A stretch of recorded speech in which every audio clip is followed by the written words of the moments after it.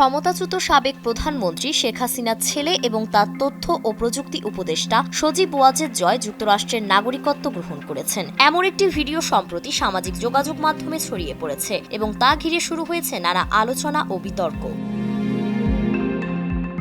ভিডিওতে দেখা যায় জয় ওয়াশিংটন ডিসির ইউএস সিটিজেনশিপ সেন্টারে নাগরিকত্ব গ্রহণের জন্য শপথ নিচ্ছেন। ভিডিওটি 11 মের বলে দাবি করা হচ্ছে, যেখানে আরও 21 জন ভিন্ন দেশের নাগরিকের সঙ্গে জয়কেও শপথ নিতে দেখা যায়। ওই অনুষ্ঠানে উপস্থিত ছিলেন আরও 2 জন বাংলাদেশি নাগরিক, যাদের মধ্যে জয় দ্বিতীয় হিসেবে শপথ নেন। প্রত্যেকেই নির্ধারিত নিয়ম অনুযায়ী শপথ গ্রহণের পর নাগরিকত্ব সার্টিফিকেট গ্রহণ করেন এবং পরে মার্কিন পাসপোর্টের জন্য আবেদন করেন।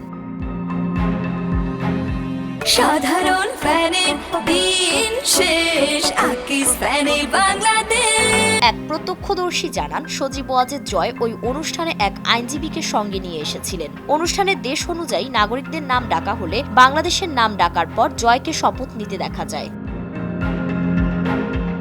এই ভিডিও প্রকাশের পর তৈরি হয়েছে বিতর্ক, কারণ 2024 সালের 24শে এপ্রিল নিজের ভ্যারিফাইড ফেসবুক পেজের এক পোস্টে জয় বলেছিলেন, সবার অবগতির জন্য জানিয়ে রাখি, আমার কোনো বিদেশি পাসপোর্ট নেই। যুক্তরাষ্ট্রে আমার স্থায়ীভাবে বসবাসের অনুমতি আছে। গর্বের সাথে আমার সবুজ বাংলাদেশি পাসপোর্ট দিয়েই আমি যাতায়াত করি। 2024 সালের 11 আগস্টের পর থেকেই জনসমক্ষে অনুপস্থিত রয়েছেন সজীব ওয়াজেদ জয়। তার আগে মা শেখ হাসিনা ভারতে আশ্রয় নেওয়ার পর জয় সামাজিক যোগাযোগ মাধ্যমে একাধিক ভিডিও বার্তা দিয়েছিলেন। বিভিন্ন সময়ে ভিন্ন ভিন্ন বক্তব্য দিয়ে আলোচনার জন্ম দেন তিনি, কিন্তু 11 আগস্টের পর অনলাইন থেকেও তিনি নিখোঁজ হয়ে যান।